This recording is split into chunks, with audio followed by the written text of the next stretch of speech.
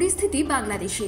প্রধানমন্ত্রী পদ থেকে শেখ হাসিনার পদত্যাগ ও দেশ ছাড়ার পরও অব্যাহত রয়েছে অশান্তি, বাড়ছে হতাহতের সংখ্যাও, প্রাণভয় দেশ ছাড়ছেন অনেকেই। আর বাংলাদেশ নিয়ে বিভিন্ন ধরনের ছবি ঘোরাফেরা করছে সোশ্যাল মিডিয়ায়।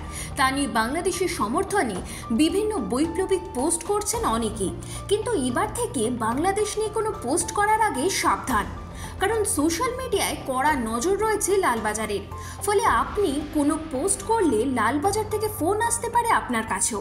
তাই আবেগপ্রবণ হয়ে বাংলাদেশ নিয়ে ভুয়ো ভিডিও বা কোনো পোস্ট করার আগে যাচাই করুন বিষয়টা সঠিক কিনা, আদতে সেটা বাংলাদেশের কিনা। নেট দুনিয়ায় এমন অনেক ছবি ঘোরাফেরা করছে যা বাংলাদেশের নাও হতে পারে।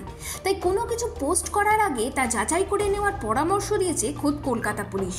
সোমবার বাংলাদেশে অস্থিরতা তৈরির দিনই মুখ্যমন্ত্রী মমতা বন্দ্যোপাধ্যায় হাত জোর করে আবেদন করেছিলেন যাতে সোশ্যাল মিডিয়ায় বিভ্রান্তিমূলক পোস্ট করা না হয়। দায়িত্বশীল নাগরিকের কর্তব্য পালনের পরামর্শ দিয়েছিলেন তিনি। কিন্তু তারপরও দেখা গিয়েছে জনগণের একাংশ সেই কথা কানে তুলছে না। তবে বাংলাদেশ ইস্যুতে অত্যন্ত কড়া লালবাজার। সূত্রের খবর, সোমবার থেকে প্রায় 200 থেকে 250 জনের কাছে লালবাজার থেকে ফোন গিয়েছে। তাদের সবাইকে সতর্ক করে দিয়েছে কলকাতা পুলিশ। এমনকি অশান্তি এড়াতে পারে এমন সব ছবি ও ভিডিও সোশ্যাল মিডিয়া থেকে মুছে দিতেও বলা হয়েছে।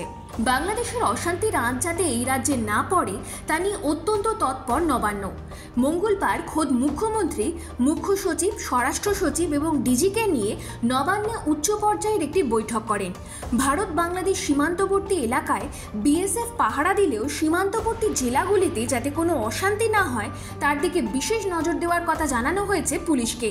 আর তার জেরে নেটিজেনদের সতর্ক করা হচ্ছে লালবাজারের তরফে। Bureau report, Hritam Bangla.